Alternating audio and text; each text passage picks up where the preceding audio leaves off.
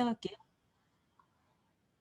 자, 오늘부터 또 블로그 키우기 수업을 또 한 번 들으시고 두 번째 들으시는 원장님들도 계시고 또 처음 이제 2기로 오셔 가지고 지금 바로 처음 듣는 분도 계시기 때문에 여러 번 들으신 분과 그다음에 처음 들으신 분들 그 중간점에서 제가 최대한 알기 쉽도록 설명을 해 드리도록 할게요.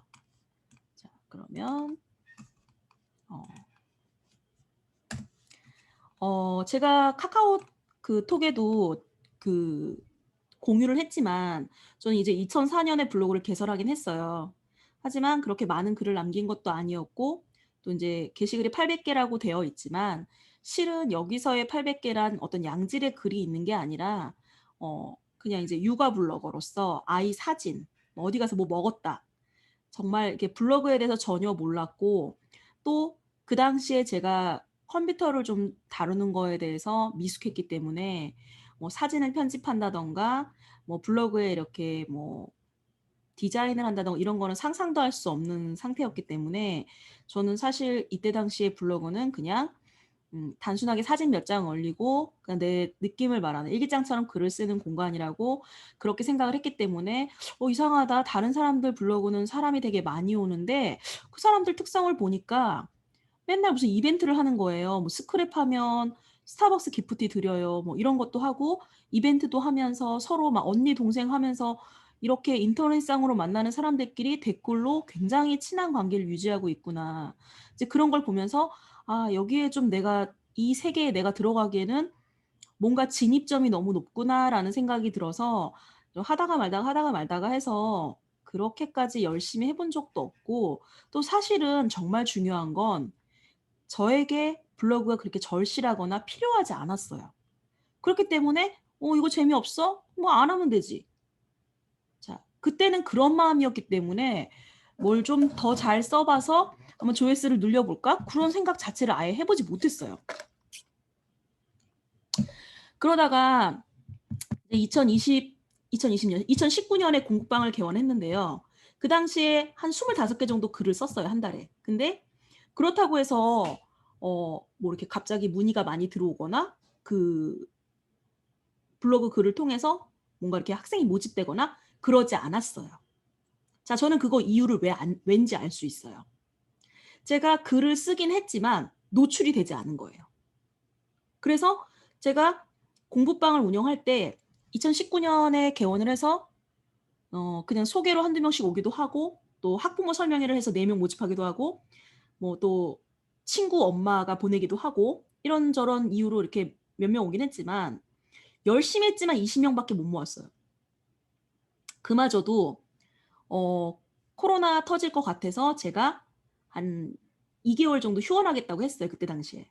저는 근데 사실은 믿음이 있었어요. '이 친구 다시 돌아올 수도 있겠다.'라는. 근데 아니었었어요. 그 한 달 두 달 사이에 아이들은 전부 이동을 했어요. 전부 이동을 해서 저는 인제 "공부방에서 교수로 나왔습니다." 그러면 대부분은 '아 그러면 씨앗 학생들을 데리고 나왔겠구나. 아 그럼 이 사람은 어느 정도 애들을 확보해서 나왔네.' 이제 그렇게 말하실 수 있을 건데 사실은 그렇지가 못했어요. 왜냐면 제가 공부방을 딱 폐업한 게 2019년 12 월이었고 그다음에 공 교습소를 개업한 게 어 2020년 1 월이었고 그다음에 사업자 등록은 3 월에 냈지만 실제로는 1월 달부터 학생을 모집을 했는데 안 됐어요. 잘 안 됐고 사실 신학기를 타깃으로 1 월부터 준비했던 거예요. 2 달이면 홍보가 되겠지. 적어도 2 달이면 홍보가 될 거고 3월 달이면 그래도 못해도 10 명은 데리고 수업을 할 수 있을 거야. 자 그런 꿈에 부풀어 가지고 이제 했는데 막상 뚜껑을 열어 보니까 3 월에 학생 한 명도 없었어요. 진짜 처참하더라고요. 그래서 저 별별 생각이 다 들었어요, 여기 앉아 가지고. 그래서 어떤 생각이 들었냐면 '아 나는 올드한가? 아 내가 옛날에 왕년에 내가 라떼는 말이야 난 이렇게 잘했어. 나 예전엔 잘했는데 인정받았는데 근데 왜 내가 혼자 섰을 땐 못하지?' 그런 생각이 되게 괴로웠었고 그리고 '아 이거 망하면 아 어떡하지? 남편한테 2천 대출 내 달라고 해 가지고 했고 뭐 돈도 돈이지만 좀 되게 자괴감이 들었어요. '내가 이거밖에 안 되는 사람인가?' 뭐 이때까지 그래도 학원밥을 17년을 먹었는데 독립해 가지고 학생 한 명도 모집 못하고 정말 처참하다. 그런 생각을 했었는데 근데 그런 생각이 계속 지속되면 지속될수록 '아 그럼 어떻게 해야 되지? 어떻게 할까? 어떻게 하면 좋을까?' 근데 그런 생각으로 생각을 바꿨어요. 저희 아버지가 항상 하시는 말씀이 "안 되면 되게 하라. 안 되는 데는 이유가 있다." 이런 말씀을 참 많이 하셨거든요. 근데 그때는 제가 어린 날이기 때문에 이해를 잘 못했어요. '아니 안 되는 걸 어떻게 해? 안 되면 안 되는 거지.' 그리고 안 되면 되게 하라고? 되게 한다는 건 능력이 있어야 되는 건데 난 능력이 없는데? 그럼 어떡하지? 그렇게 생각을 했었는데 사람이 코너에 몰리니까 일단 내가 답답하기 때문에 뭔가는 해야겠더라고요. 뭔가는 해야 되겠고 그때부터 냉정하게 생각했어요. 자, 외부에서 바라보는 나는 어떤 사람일까? 나라는 사람이 나를 알려야 되는데 도대체 내가 있는 이곳, 이 동네, 여기 어머님들의 니즈, 그리고 내가 왜 여기서 이런 교수를 했을 때 사람들이 날 찾아와야 되는지 그만한 이유가 없겠구나. 그럼 그 이유를 만들어 줘야겠다. 어떻게? 날 알려야 되겠다. 뭘로? 코로나니까 비대면으로. 저는 그게 시작이었어요. 그래서 당근도 팠던 거고 블로그도 다시 한번 들어가서 '이걸 한번 살려 봐야겠다.' 생각을 했던 거고 그러면서 네이버에 수많은 사람들의 글을 보면서 '이 사람은 어떻게 했길래 이렇게 사람이 많이 오지? 이 사람은 뭐 별 내용도 쓴 거 없는데 막 방문자가 몇천 명이네? 아니 내가 봤을 때 나랑 별 차이 없어 보이는데? 왜 그렇지? 왜 그렇지?' 처음에는 글을 잘 쓰면 되는 줄 알았어요. 정성껏 썼어요, 길게. 아무 소용 없었어요. 길게 쓰고 사진 막 몇 장 넣고 검색어 심혈을 기울여서 막 진짜 이렇게 썼다 저렇게 썼다 지웠다 난리를 치면서 1 시간 2 시간씩 잡고 했는데 결과는 그렇게 좋지 않았어요, 처음부터. 그래서 '아 이건 아니구나. 뭐가 문제지?' 그런 생각을 했을 때 '아 내 블로그는' 그러니까 결론에 이르렀어요. '내 블로그는 아직 아무 힘이 없구나. 나만큼. 나만큼 나약하구나. 내가 지금 학생이 한 명 없듯이 내 블로그도 사람이 하나 없구나.' 그런 결론에 도달해서 '그러면 뭘로 사람들을 데리고 올까?' 그래 맞아. 사람들이 관심 있는 걸 써야 돼. 내가 쓰고 싶은 말을 쓰는 게 아니라 남들이 관심 있는 걸 써야 돼. 그러면서 신문도 보고 메일도 꼼꼼하게 읽어 보고 뭐 시청 홈페이지, 구청 홈페이지, 그다음에 저기 박물관 홈페이지, 그다음에 뭐 교육청 홈페이지, 서울시 교육청, 북부교육청 뭐 관련된 데는 다 뒤져 봤어요. 대학 뉴스 다 뒤져 봤어요. 그러면서 최근에 관심 있는 거는 기업 뉴스. 거기서 가장 최신 정보가 나오니까. 그러니까 그런 것들을 자꾸 찾았던 거예요. 그리고 제가 제일 자신 있던 부분이 저는 개인적으로 제일 자신 있던 부분이 어 우리가 소위 말하는 요즘 굿즈 있죠, 굿즈. 기업에서 고객을 사로잡기 위해서 하는 마케팅. 저는 사실 굿즈 노예예요. 그래서 예전부터 굿즈 관련된 거 소식이 딱 나오면 팝업 뜨자마자 바로 예약하고 바로 사고 바로 그거 소장하고 사진 찍고 이런 거 되게 좋아하거든요, 성향이. 그래서 '아 그럼 나의 이런 성향이 있으니까 이런 거 한번 써 보자.' 그다음에 두 번째로 일단 제가 하루에 커피를 3 잔 이상 마셔요. 그런데 저는 그때 어떤 노력을 했냐면 3 번을 다른 커피숍을 갔어요. 한 번은 투썸, 뭐 한 번은 동네 앞에 있는 디아떼, 한 번은 뭐 저쪽에 있는 스타벅스. 그래서 각각 아메리카노를 주문했지만 위치 정보, 가격 정보, 그다음에 커피 먹었다는 인증샷 이런 거 해서 간단하게 올렸어요. 그게 인제 카테고리가 커피였어요. 근데 생각보다 그것도 잔잔바리처럼 가끔 이렇게 사람들이 들어와요. 커피 관련돼서 검색하시는 분들이 있거든요. 뭐 이게 뭐 에티오피아산 원두다 뭐 케냐 AA다 이런 거 막 검색하잖아요. 그럼 정보 몇 줄 적고 뭐 여기 원두가 뭐 어떤 맛이 나요. 뭐 끝맛은 신맛이 나고 마지막 향은 무슨 향이 나는데 이제 몇 줄 적은 거죠. 아주 짧은 그런 뭐라고 해야 되지? 작은 지식으로 검색해 가면서. 자 그러면서 인제 커피에 대한 글을 이제 지속성 있게 썼어요. 근데 그게 가장 저한테 좋은 콘텐츠였던 건 뭐냐면 하루에 3-4천 원에서 많게는 10,000원 정도 투자해서 내가 글감을 3개 얻을 수 있었어요. 그 당시만 해도 저는 '아 나는 거짓말을 못하는 성격인데 내가 안 먹어 놓고 나서 먹었다고 쓰는 건 난 정말 싫어.' 그리고 내가 안 갔는데 간 것처럼 쓰는 것도 싫고 그래서 나는 내가 정말 경험했던 거 위주로 '진실되게 쓰고 싶다.'라는 그 마음이 있었어요. 그래서 진짜 할 수 있는 건 돈 쪼끔 들고 그러면서 자주 갈 수 있고 그런 거를 찾다 보니까 그게 커피였던 거예요. 그래서 어떤 이제 원장님들은 그랜 원장님은 아메리카노 참 좋아하시고 커피 많이 좋아하시잖아요. 맞아요. 좋아하는데 그렇다고 미친 사람처럼 여러 군데 돌아다니는 사람은 아니거든요. 근데 오로지 글감을 찾기 위해서 3 군데씩 다닌 거예요. 자 오늘 같은 경우에도 저는 커피숍을 3 군데를 갔다 왔어요. 자 이제는 그럴 필요가 없는데 라고 생각하실 수도 있지만 인제 이게 몸에 밴 거예요 습관이. '뭐 또 쓸 거 없나?' 혹시 갔다가 또 포스터에 뭐 프로모션 한다고 써 있으면 '그런 것도 좋은 글감이니까 가져와야지.' 그런 생각이 들어 가지고 어 글자만 보면 그냥 넘어가질 못해요. 지나가는 벽에 있는 포스터. 남들이 생각했을 땐 광고지만 저에겐 정보예요. 사실 광고라는 것도 결국에는 뭔가를 팔기 위해선 이지만 그 안에는 분명히 정보적인 정보성의 글이 들어가 있거든요. 그래서 잘 보면 고객에 이익이 될 것 같은 내용의 글들이 있어요. 근데 결론은 마케팅이죠. 그것들을 보면서 저도 '아 이런 부분은 이렇게 했구나.' 자 대기업에서 마케팅 얼마나 잘해요. 우리가 그런 거 볼 때 그냥 보고 넘어가면 안 돼요. '이걸 내 사업에 가져올 때 어떻게 가져올 수 있지?'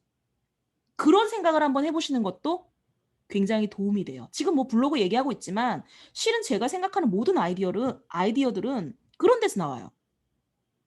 우연히 본 벽보라든가 메일, 신문 이런 것들을 보면서 '아 나도 이렇게 해 봐야겠다. 그 우리 학원에 적용시켰을 때 이거 어떻게 하면 좋겠지?' 이제 그런 고민들을 꾸준히 해요 계속 끊임없이. 그러면서 그게 어떤 자꾸 생각이 발전되다 보면은 이제 글감이 되기도 하고 글감을 통해서 또 저의 운영 어떤 마인드나 이런 것들이 쪼끔씩 하나씩 자리를 잡기 시작하는데 굉장히 도움이 되었다는 거예요. 왜냐하면 블로그를 하면서 내가 나도 모르는 사이에 정리를 하게 돼요. 정리를 하게 돼요. 그러니까 운영을 오래 하신 원장님들이 운영 오래 하다 보니까 내가 너무 잘 알기 때문에 이렇게 하면 돼 하고 감으로 하시는 분들이 있거든요. 한 5 년, 10 년, 15년 이렇게 되신 분들은. 근데 저처럼 쉬었다 다시 나온 사람은 처음부터 다시 맨 땅에 헤딩해야 되잖아요. 그니까 뭔가 이렇게 체계를 잡아가지 않으면 그렇게 감으로 못 해요. 그렇기 때문에 계획적으로 실천해 가면서 하나하나 기록해 가면서 그렇게 해야 되는데 사실은 그거를 하는 데 굉장히 도움이 됐던 건 블로그로 단순히 홍보만 한 건 아니에요. 그 안에서 수업에 대한 이야기 쓰면서 사람들이 어떤 반응을 보이고 부모님들께서 어떤 부분을 보고 나를 찾아왔다고 얘기하면 '아 이런 부분들이 어머님들한테 어필할 수 있는 부분이구나.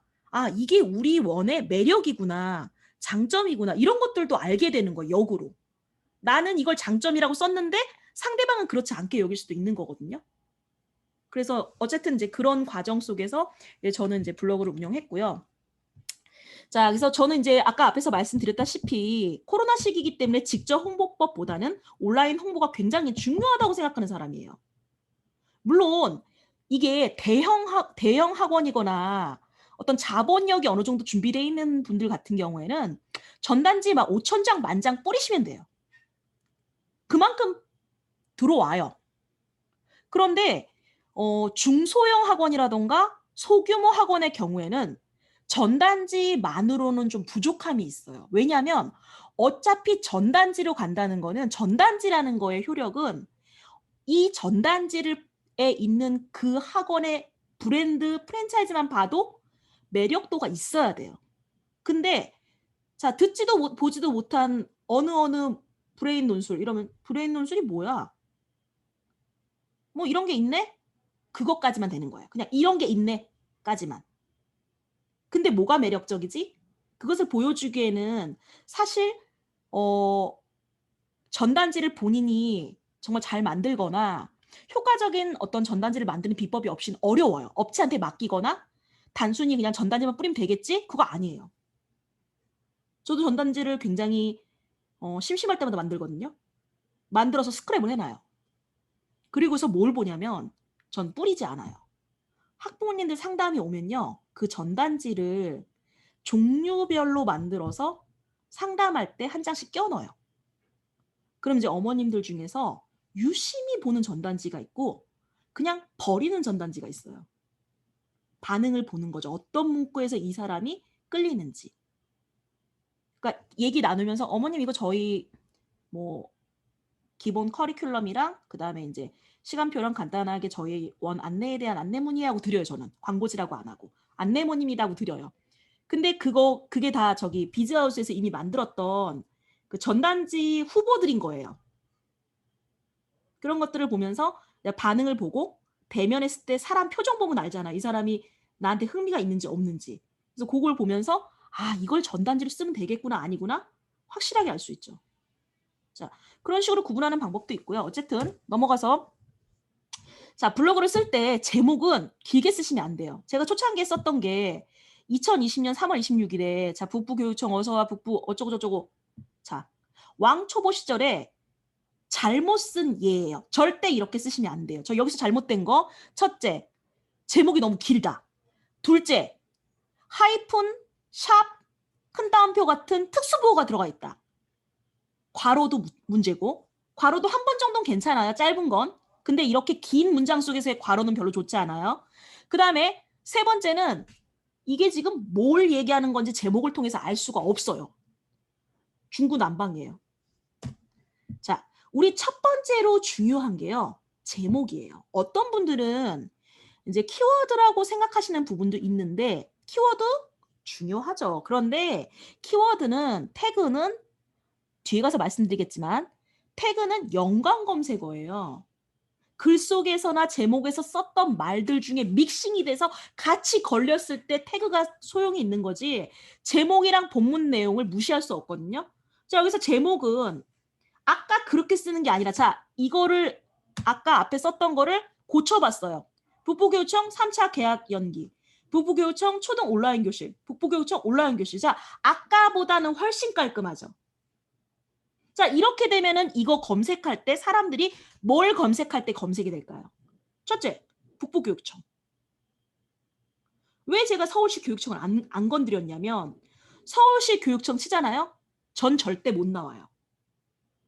서울시 교육청의 정책이 얼마나 많고 기사가 얼마나 많고 사람들이 얼마나 많은 글을 쓰는데 제가 나오겠어요?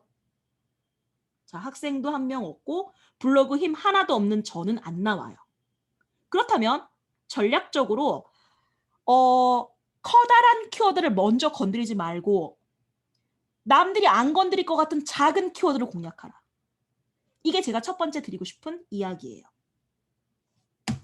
두 번째, 태그를 남발하지 말아라. 자, 우리가 가장 실수할 수 있는 게 뭐냐면 태그를 많이 쓰면 검색 확률이 높아간다라고 생각하는 거 OX. X요.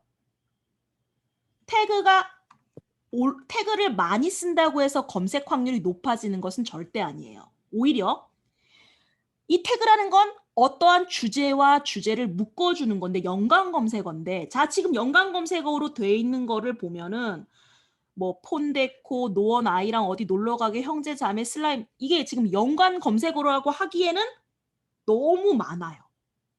이렇게 되면 오히려 얘는 검색 대상이 안 될 수 있어요. 자, 그럼 우린 어떤 태그를 쓰면은 좀 더 효과적으로 우리의 글이 노출될 수 있을까요?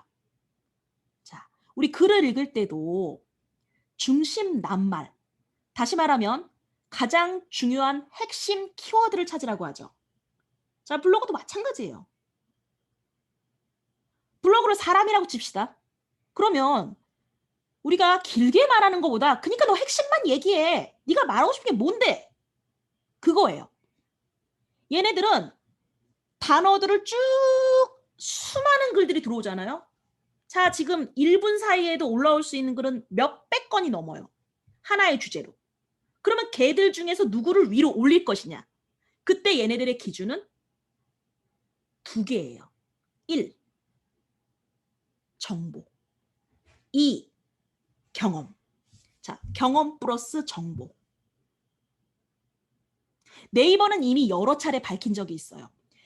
이제부터 파워블로거, 예전에 파워블로거라고 했고 지금 인플루언서라고 하죠. 인플루언서들이라 해도 너무나 광고성이 짙거나 어떤 홍보성이 짙은 글은 못 올라와요. 업체에서 원고 받아서 복사해서 붙이고 또 다른 사람들 그대로 복붙하거나 사진 그대로 퍼오거나 그렇게 한 경우. 자, 그런 경우에는 이걸 정보라고 말할 수가 없는 거예요. 그럼 남들 다 쓰는 그 정보를 어떻게 하면 경험이 되는데요? 바로 나 중심 화법으로 말씀하시면 돼요. 안녕하세요. 저는 브레인캐입니다. 오늘 제가 오늘 예를 들면 아이폰 새로 나온 제품이 있는데 이런 제품을 봤어요.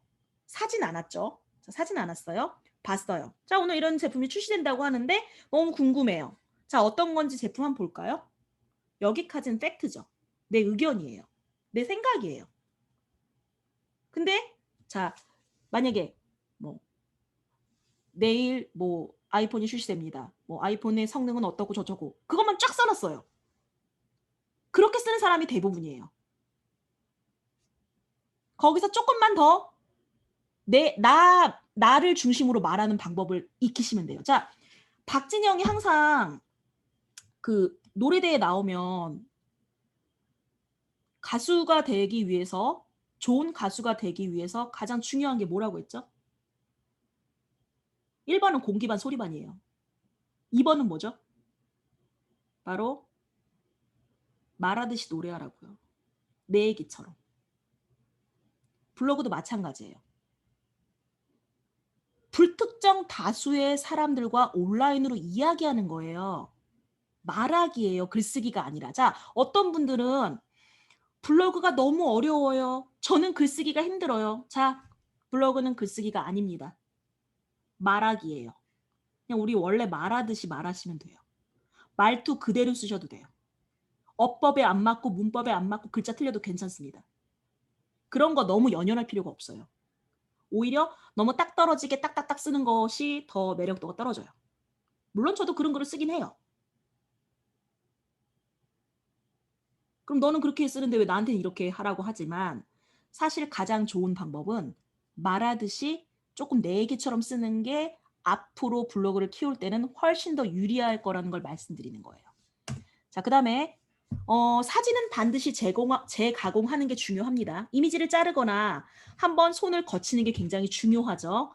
다른 사람의 사진을 쓸 때는 어디서 가져왔는지 출처를 쓰시거나 그다음에 이따가 또 실습 시간에 말씀드리겠지만은 내가 쓸 사진이 별로 없다. 그러면 글감 누르시면 사진에다가 내가 단풍 치면 단풍나무 잎이 나오고 멧돼지 치면 멧돼지 나오죠. 망고 치면 망고 나오고 그런 사진들 갖다 쓰면 되니까 굳이 남의 사진 퍼서 그러니까 제거하기 귀찮으면 그렇게 할 필요 없다는 거예요. 자, 그러면 어떤 글을 쓰면 참 좋을까라고 만약에 질문하신다면 저는 이렇게 말씀드리고 싶어요. 내가 뭔가를 굉장히 좋아하고 약간 오타쿠 성향이 있다. 뭔가 나는 어느 하나에 빠지면 되게 거기에 대해서 전문성을 가지고 글을 쓸 수 있다. 자, 그런 분들은 한쪽 분야의 글을 열심히 쓰시면 돼요. 그래서 인플루언서 도전해 보세요. 자, 그리고 만약에 그런 게 없다. 그러면 앞에 제가 말씀드렸다시피 여러 가지 방법으로 다양한 정보들, 사람들이 알고 싶어하는 것들, 궁금해하는 것들, 그런 것들에 대해서 쓰고 그렇게 쓰는 글이 4라면 내가 하고 싶은 글은 하나만. 그다음에 내 블로그 활성화가 어느 정도 올라갔다. 자신감 붙었어요. 자, 그러면 이제 정보성 글 3, 내가 쓰고 싶은 거 2. 네.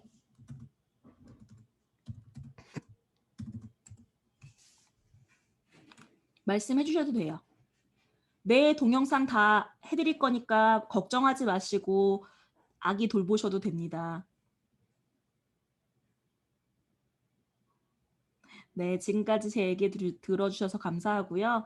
내용은 다 제가 전달해 드릴게요. 아, 그럼요. 애기 돌봐야죠. 자, 어쨌든 제가 이제 이 당시에 농협물 학생 식자재 바우처 신청했어요. 자, 이 글을 썼던 이유는 뭐였냐면 당시에 문자가 왔는데 문자에서 코로나로 인해서 초등학교, 중학교 뭐 이렇게 학교에서 급식을 하는데 급식 재료가 제대로 소진되지 않아서 많은 농가가 어려움을 겪고 있다. 그래서 교육부에서 학생들에게 식자재 꾸러미를 배송할 건데 어떤 방식을 선택하겠냐라는 문자를 받았어요. 그때 퍼뜩 들었던 생각이 급식을 먹는 인구가 얼마나 될까? 였어요. 수많은 아이들이 먹겠지? 그래, 맞아. 그거야. 거기에 대해서 써보자. 두 번째, 두 가지 방법이라는데 나는 농협몰이란 걸 이용해 본 적이 없는데 사람들은 농협몰을 이용해 봤을까? 농협몰을 좋아해서 농협몰에서 장을 보시는 분들도 많겠죠. 그러나 농협몰에 가입조차 되어 있지 않은 분들은 더 많겠죠. 그래서 저는 그때 농협몰에 대해 썼어요. 근데 사람들이 농협몰을 검색했을 때 누가 나왔을까요? 제 기억으로는 이 게시물이 그 후로도 검색이 돼서 한 14,000명 정도 들어온 것 같아요. 하루에 10,000명 찍었어요. 저도. 물론 이제 세종 원장님도 그렇게 찍어 보셔가지고 제 마음 이해하실 거예요. 뭐지? 갑자기 내 블로그에 무슨 일이 일어난 거지? 무슨 네이버 메인에 떴나? 내가 왜 이렇게 많은 사람들이 내 블로그에 왔지? 너무 놀랬었어요. 왜냐면 이전에 그렇게까지 뭐 많이 온다고 해봐 몇백 명이지 이렇게 뭐 10,000명 같은 숫자는 꿈의 숫자라고 생각을 했기 때문에 이런 사람이 올지는 몰랐었어요. 굉장히 놀랬었어요. 그래서 그때 느낀 게 있어요. 아, 사람들이 궁금해하는 거를 내가 먼저 캐치하고 먼저 써줘야겠구나. 그리고 어떤 정보를 받았을 때 바로 써야겠구나. 남들이 선점하기 전에 먼저. 제가 글감 제공해 드릴 때 대부분의 글감은 발표한 지 1시간에서 2시간 이내의 글들이에요. 아닌 경우도 있어요. 한 20%. 80%는 다 발표한 지 얼마 안 된 내용들이에요. 그리고 20%는 발표한 지 꽤 된 건데 나름 이건 앞으로도 검색될 수 있겠다 싶어서 제가 드리는 거예요. 그러니까 제 판단이에요. 대략적으로 보시면은 아마 제가 드리고 나서 조금 있다 바로 뭐 쭉쭉 올라올걸요? 내용은 그렇게 잘 쓰지도 않았어요. 식사재는 2가지 방법으로 배송을 받는데 농협물 쿠폰을 받거나 직접 배송받는 방법입니다. 저는 농협물을 가입했습니다. 어쩌고 저쩌고. 자, 이렇게 썼고요. 그다음 이제 또 이제 요 아디다스가 저를 굉장히 도와준 글인데 아직까지도 검색이 열심히 잘 되고 있어요. 얘도 10,000명 찍을 거예요. 왜냐면 일단 세상에는 발볼 넓은 사람이 많더라고요. 저는 몰랐는데 저만 발볼이 넓어가지고 발볼 넓고 발등 높아서 인터넷으로 신발 사면 맨날 실패하고 그리고 매장에서 샀는데 신상이라고 샀는데 집에 와서 검색해보면 3만 원이나 비싸게 주고 사고 환불하자니 치사하고 더럽고 이건 아닌 것 같고 상도덕도 아닌 것 같아서 그냥 신지만 인터넷 가격을 보면 살짝 돈 아깝고 근데 이런 일이 상당히 많았었어요. 그래서 그러면 그래도 2만 원, 아니, 10,000원이면 그런데 한 3만 원 차이 나면 화나더라고요. 그래서 그 정도면은 좀 더 못해갖고 애기 뭐 하나 사줄 수 있는데 싶어가지고 그다음부터는 어떤 생각을 했냐면 정말 마음에 드는 운동화가 있으면 이제 일단 모델명을 한번 택을 보고 딱 봐봐요. 그다음에 검색해보고 한 조금 차이 나서 기분 좋게 매장에서 살 수 있으면 사는 거고 너무 금액 차이가 많이 난다. 그러면은 저는 아직 그 막 가격표 안 보고 물건 살 정도의 위치가 아니라서 저는 그냥 가격을 따라서 그 물건을 인터넷으로 주문합니다. 그래서 이제 뭐 그렇다고 해서 막 거기 매장 가서 신어보고 막 진상짓하고 그다음에 안 사는 그런 사람은 아니에요. 그냥 이렇게 겉으로 한번 보고 이제 봤는데 맘에는 드는데 가격 차가 좀 나나 안 나나 요 정도가 좀 궁금할 수 있잖아요.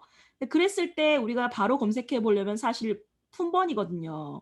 이렇게 품번을 검색해 보면 가격이 나오니까 그걸 보고 구매할지 말지에 대해서 생각해 보고 결정하거든요. 근데 저는 저만 그런 생각을 하는 줄 알았는데 정말 많은 사람들이 그런 생각을 하는지 품번에 대해서도 검색을 상당히 많이 하셨더라고요. 그래서 이 아디다스 듀라모라는 그 모델을 검색하면 거의 8 개월 가까이 제가 상위권이었었어요. 지금은 어떻게 되는지 모르겠어요. 자.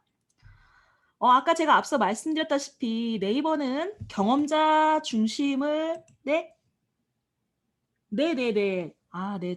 저만 그런 거 아니었군요. 전 제가 찌질해서 저만 그런 줄 알았어요.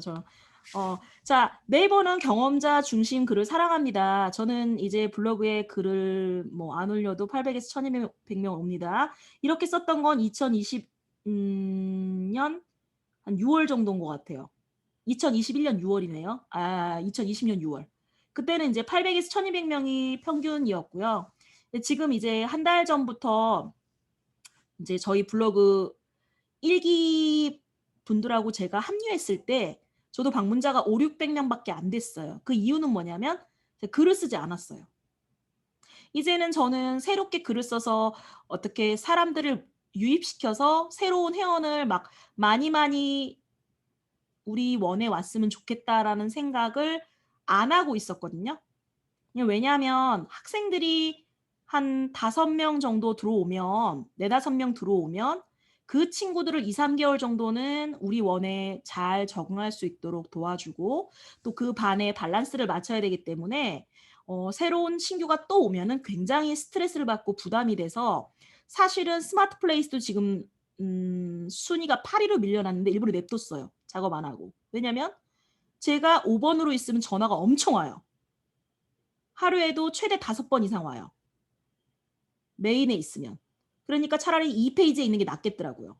우리는 작은 교습소고 한꺼번에 많은 사람이 온다고 해서 다 받아줄 수 있는 형편도 아니고 그리고 한 명의 회원이 소중하긴 하지만 지금 다니고 있는 회원이 더 소중하기 때문에 인원수를 그냥 무작정 늘리는 거는 의미가 없다고 판단해서 신규를 받지 않는다는 생각으로 홍보를 조금 게을리 했고요, 일부러. 그리고 지금 방학 때는 변동수가 생기죠. 자, 이제는 슬슬 움직여야 되는 시간이에요. 그래서 2학기를 준비하려면 지금 준비하는 게 맞고요. 사실 저는 방학 특강도 6월에 준비해서 6월 말에 끝냈거든요.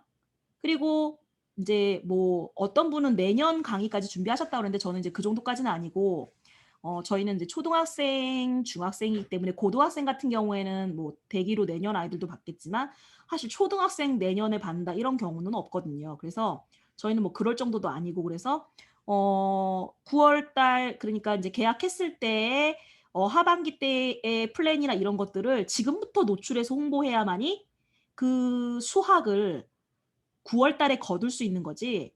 9월 달에 8월 달 말쯤이나 남들이 그러니까 엄마들이 생각하는 움직이는 시기보다 우리는 늘 한 달이나 2달이 빨라야 돼요. 이미 계획표가 다 나와 있어야 되는 거고. 근데 이쯤 되면 엄마들이 움직이겠지 하고 계획표를 짜면 절대 안 돼요. 이미 계획표는 다 나와 있어야 되고 세팅이 다 돼 있는 상태여야 돼. 학생이 없어도. 저는 항상 그렇게 하거든요. 그래서 어쨌든 경험자 중심의 글을 사랑하기 때문에 그런 거를 글로 썼었어요. 근데 이제 내용이 뭐였냐면 구몬 패드를 2년 약정했었는데 이걸 해제하려고 하니까 구몬 선생님한테 여쭤보니까 구몬 선생님 모르신다는 거예요. 아니 선생님이 영업해가지고 나한테 계약서를 사인 받아갔는데 해지 방법을 모르면 저는 어떡하나요? 나 같은 엄마들이 세상에 많겠구나. 답답하면 내가 알아봐야지. 그래서 이제 본사에 전화를 했어요. 전화를 했는데 해지 방법을 설명해 주는데 정말 복잡하게 설명해 주는 거예요. 듣다가 이거는 계산법대로 내가 이해를 못해서 이걸 그냥 해지를 못하겠구나. 사람들이 이걸 다 모르겠지? 그런 생각이 들어서 제가 거기에 대해서 썼는데 얘는 매일 50명씩 와요. 매일 50명씩 와요. 그냥 죄다 해지하러 오는 사람이에요. 댓글도 어떻게 해지하셨어요? 환급금은 얼마예요? 구몬패드 정말 좋나요? 구몬패드 안 하고 지면으로 하는 게 더 좋나요? 막 맨날 그런 질문이에요. 다 답글 달아드려요. 근데 어쨌든 어 지금은 옛날에는 이제 100명 정도 왔는데 지금 이제 이게 쓴 지가 오래됐다 보니까 1 년이 넘었다 보니까 1 년이 훨씬 넘었죠. 한 13 개월, 14 개월 됐으니까 지금 한 50명 정도 오는데 근데 요런 글들은 참 좋은 글이에요. 왜? 롱런하는 거잖아요. 자, 대한민국의 학습지 중에 뭐 웅진, 뭐 교원, 구몬, 재능 이런 것들 중에 구몬 하면은 많이 일단 검색하잖아요. 그러니까 요런 관련된 컨텐츠의 그런 글 우리 아이가 마침 구몬을 하고 있다면 쓰라는 거죠. 왜냐면 우리 아이가 쓰고 있으니까. 네이버는 뭘 사랑한다 그랬죠? 경험을 사랑한다 그랬죠. 자, 우리 집이 만약에 유플러스를 보고 있어요. 자, 유플러스 보고 있으면 당연히 넷플릭스 관련된 거 쓰셔야죠.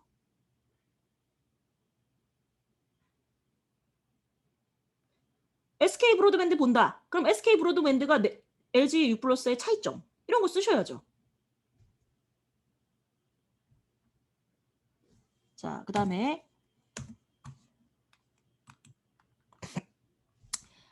꾸준히 쓸 수 있는 소재를 잡아라. 이거 아까 제가 앞에 얘기했으니까 넘어갈게요.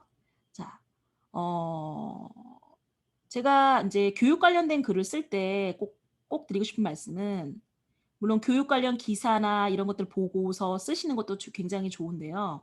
가장 좋은 건 이렇게 네이버 맘카페나 아니면 교육 카페에 가보시면 이제 어머님들이 궁금해하시는 그런 관련 과목에 대한 질문들이 굉장히 많이 나와요.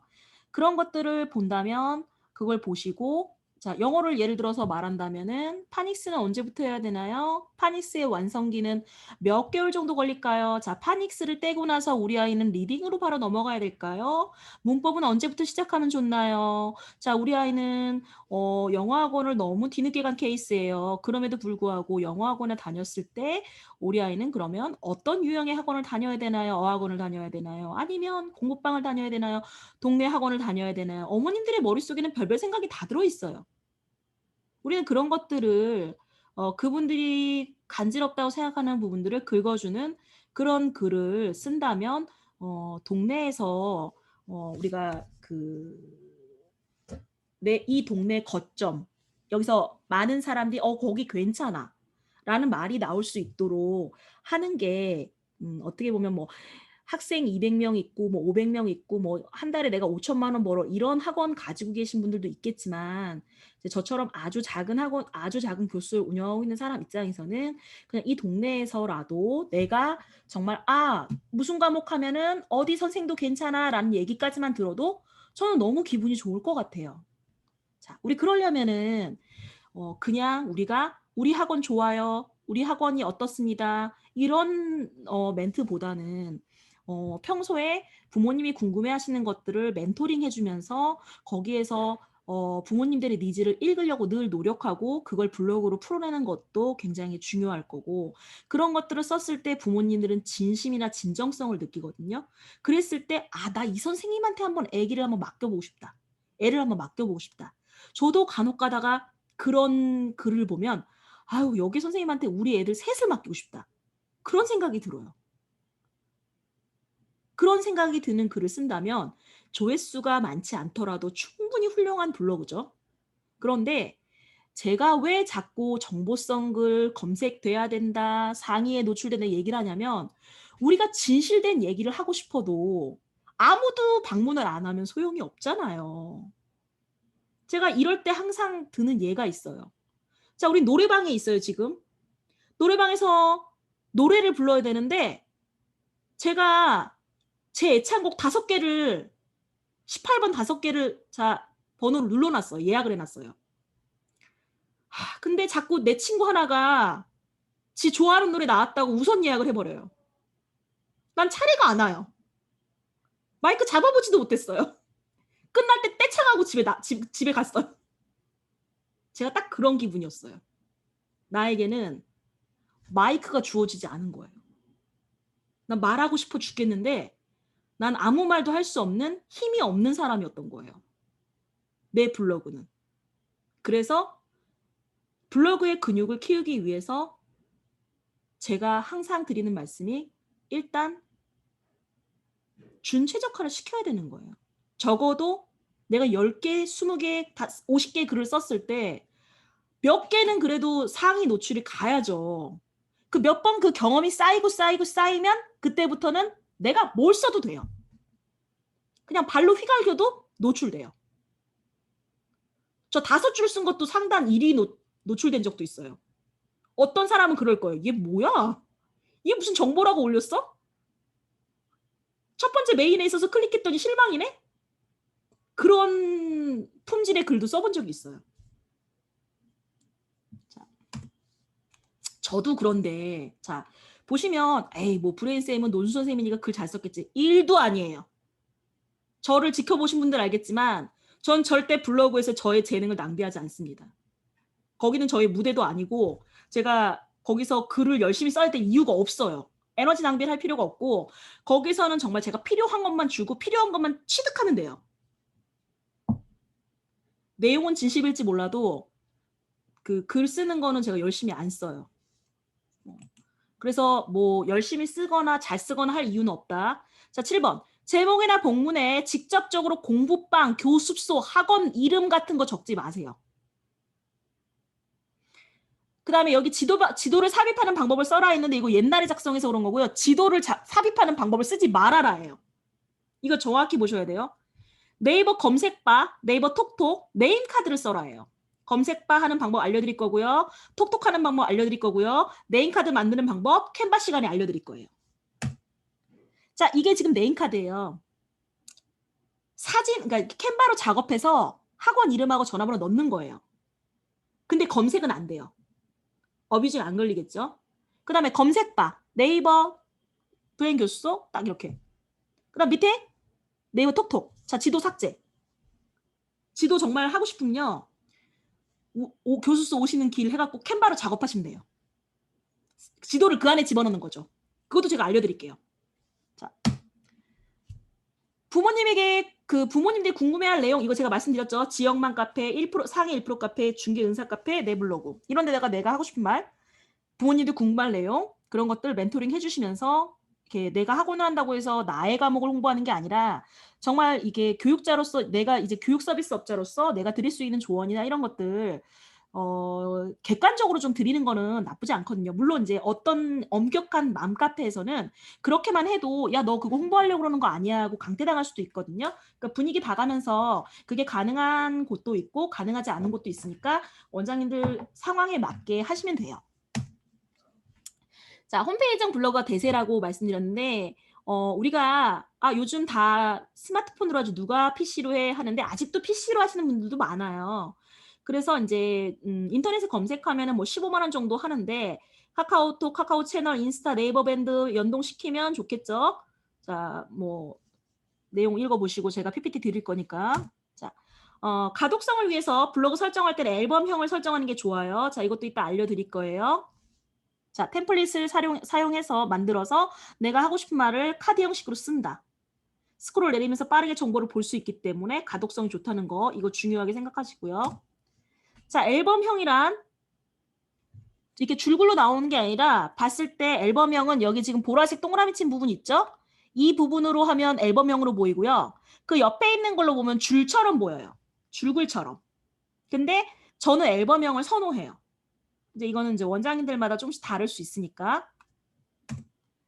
자, 글을 자주 수정하려고 하지 말고 임시 저장 기능도 있고요. 그다음에 뭐 수정을 아예 하면 안 되나요? 아니에요. 해도 돼요. 그런데 처음에 활성화가 좀 덜 된 상태에서 계속 수정하는 것보다는 이제 조금 못 썼더라도 그냥 처음에는 무조건 쓰세요. 그리고 내가 예전에 썼던 글 중에 좀 밝히고 싶지 않은 거나 나의 사생활적인 부분이 있다 그러면은 비공개 게시판으로 이동하는데 한 번에 이동하시는 거 아니고 조금 조금씩 이동하시고 그냥 이렇게 좀 티 안 나게 그렇게 이동하는 게 좀 더 안전하다고 생각합니다. 자, 블로그를 키우면 나에게 다가오는 것들, 따라오는 것들. 자, 무슨 과목 검색 시 내 학원이 뜨고 네이버 스마트 플레이스 순위 상승도 되고요. 또 상담 전후 사전 정보 제공 채널, 다시 말하면 랜딩 페이지로 활용할 수 있고요. 또 학부모의 등록 의사 확정에 굉장히 도움을 준다는 점에서 우리가 블로그 육성이 중요하다고 말씀드리고 있어요. 자, 이거는 제 거고 많이 보셨을 테니까 뭐 넘어갈게요. 자, 이거는 제가 분당 서현 탑학원 원장님이 그 스킨 디자이너분 소개시켜줬고 했는데, 여기 이분은 문의, 소개, 소식, 카카오톡, 오시는 길 딱 이렇게 간단하게 있는데, 이게 저는 그냥 심플하고 괜찮았던 것 같아요. 그 다음에 잘 보시면 제가 카카오 택시 중에 블루 택시 이용한 적이 있거든요. 색깔이 블루 택시라고 그래가지고 그냥 사진 한 장 딱 찍었어요. 블루 택시라고 찍고서 그냥 그거 썼는데, 그게 그냥 거의 한 며칠 만에 2,600건이었고요. 당시에 서울사랑 상품권 비플 제로페이 관련된 거, 그 다음에 건보료와 관련된 재난지원금 관련된 정보글, 그 다음 아디다스 드라모 했었고, 그 다음에 5월 달에 2020년 5월, 그러니까 작년이죠. 작년에 가장 많이 검색된 건 사실 오늘부터 재난지원금 신청. 이게 왜 그렇게 많이 지원됐냐면, 그러니까 검색이 됐냐면, 제일 중요한 건 오늘부터예요. 국가재난지원금 신청 이렇게 쓰면 검색이 안 됐을 거예요. 사람들이 궁금한 건 뭐죠? 그러니까 언제 준다는 건데, 언제 얼마를 준다는 건데, 이게 궁금하죠. 그래서 오늘부터 국가재난금 신청, 전 그걸 이제 쓴 거예요. 사람들이 궁금한 게 그거니까. 그러니까 제목을 짓는 노하우를 습득하시면 좋겠어요. 국가재난지원금 카드사 혜택, 국가재난지원금 지급받았어요. 자, 받았다잖아요. 누가? 얘는 어떻게 받았지? 얼마 받았지? 궁금하잖아요. 눌러봐야죠. 저 같아도 눌러봐요. 자, 스마트폰, 그 스마트 구모는 계속 매달 뭐 하루에 100명 정도 온다고 말씀드렸던 것처럼 매달 2,400명 정도 왔다 갔고, 자, 계속 꾸준히 오죠?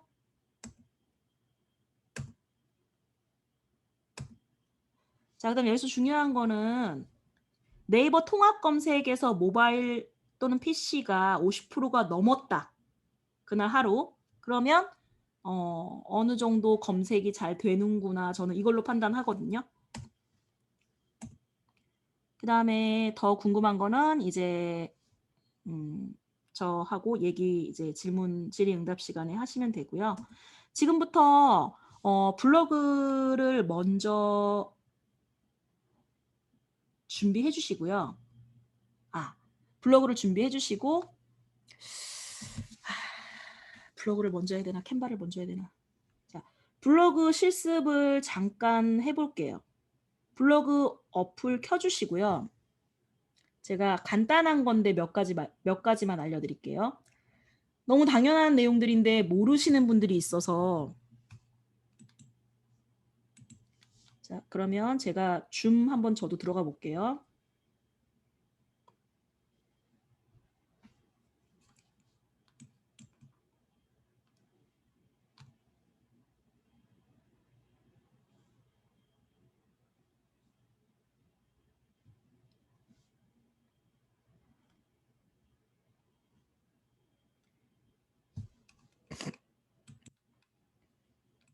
Recording in progress.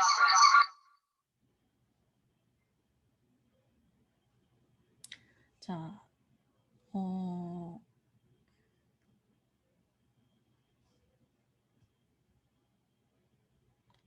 제 핸드폰 화면 보이시죠?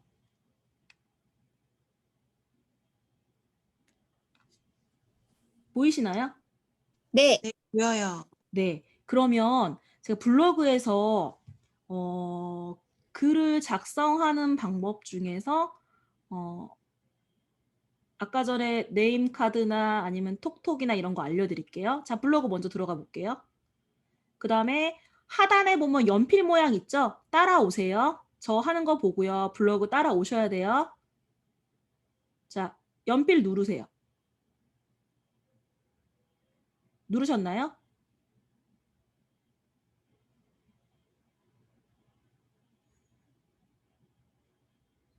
자, 누르셨으면 손들기 기능 해주시거나 대답해 주세요. 네, 그러면 시작하도록 할게요. 자, 뭐 오늘 뭘 했을까?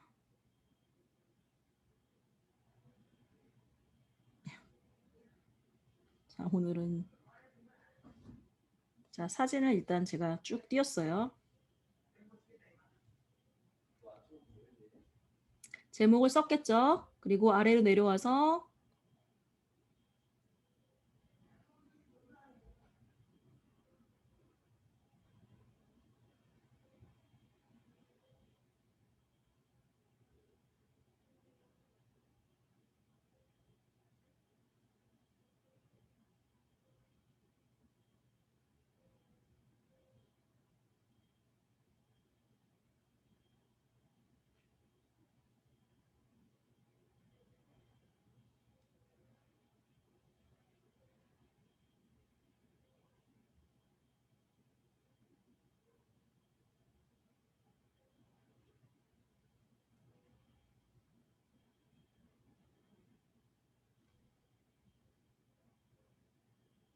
자, 만약에 이제 제가 이렇게 썼다고 치고 그다음에 자, 보시면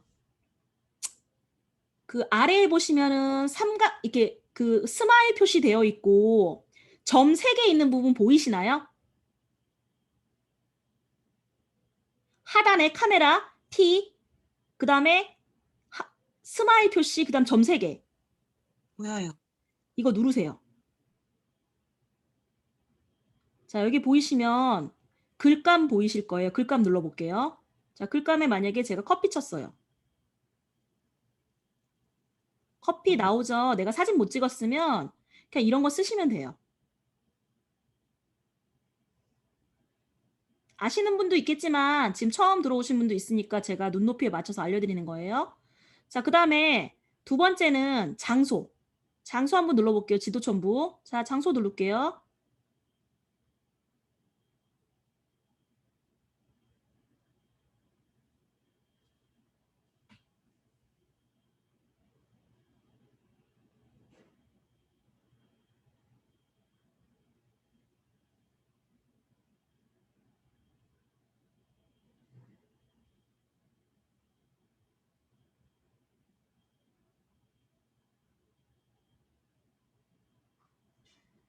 자, 뭐 정확하지 않아도 되니까 일단 예시니까 이거 그냥 이거 쓸게요. 자, 이렇게 해서 첨부했죠? 그 다음에 여기서 우리 학원 거 쓰시면 안 돼요. 자, 그럼 우리 학원 거 쓰면 안 된다고 하는데 어떻게 해야 될까요? 라고 하는데 이따가 캔바에서 네임카드 만드는 방법 알려드릴 거예요. 실습할 거고. 그때 네임카드 집어넣고요. 다시 3개 눌러보세요. 점 3개. 자, 톡톡 누를게요. 확인. 여길 누르면 그냥 저희 학원으로 연결되는 거예요. 자, 그 다음에 링크. 링크할 때 제가 만약에 우리 밴드를 한번 링크 시켜보고 싶다. 그러면 내 밴드를 링크 시켜보고 싶다. 그러면은 블로그 글 쓰고 나서 나는 내 밴드를 한번 홍보해보고 싶어. 그러면 자, 링크 복사했죠? 그럼 여기서 아까 블로그에서 자, 다시 한번 할게요. 자, 링크라는 부분 보이죠? 인용구, 선, 장소, 링크. 자, 링크 누를게요. 여기다가 붙여넣기 하고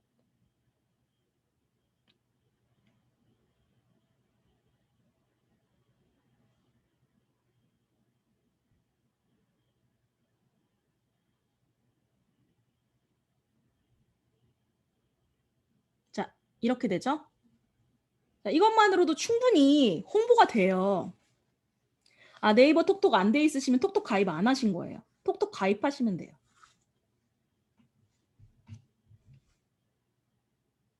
자, 네이버 톡톡 하시고 싶으시면 점 3개 톡톡하기 확인 들어가죠? 자, 그거는 따로 검색하시거나 아니면 제가 다시 알려드릴게요. 지금은 수업을 진행하고 있기 때문에 네이버 톡톡을 어떻게 가입합니까? 라고 하면 오늘 수업이 안 끝나요. 자, 우선은 톡톡이 있다는 전제하에서 집어넣는 걸 알려드린 겁니다. 톡톡을 만드시면 그 다음에 하시면 되겠죠? 그 다음에 자, 여기까지 하시면서 등록하기. 그건 그냥 자, 이렇게 포스팅이 완성이 되었죠. 많이 어려웠나요? 전혀 아니죠. 네. 네, 간단합니다. 아주. 사진만 몇 장 준비하시고 글 5줄만 쓰시면 돼요. 이거 처음에는 어렵게 생각하실 수 있는데 몇 번 하다 보면 별거 아니거든요. 그러니까 나만의 그런 행동 패턴, 루틴을 만들어 놓으시면 그렇게 어렵지 않아요. 제가 어떻게 한 달에 500개까지 썼겠습니까? 공장도 아니고. 자, 그 다음에 이제는 본격적으로 블로그에서나 유튜브나 아니면 밴드나 우리가 사람들에게 인스타나 이런 데서 우리가 가장 잘 나타내 줄 수 있는 사진, 다시 말해서 썸네일 만들기를 하려면 캔바를 잘 다룰 수 있어야 돼요. 근데 잘 다루지는 못하더라도 용도에 맞게 기본적으로 다루는 방법에 대해서 제가 오늘 알려드릴 거예요. 자, 그러면 우선 이 블로그 수업은 제가 영상은 또 다시 너무 기니까 중지를 하고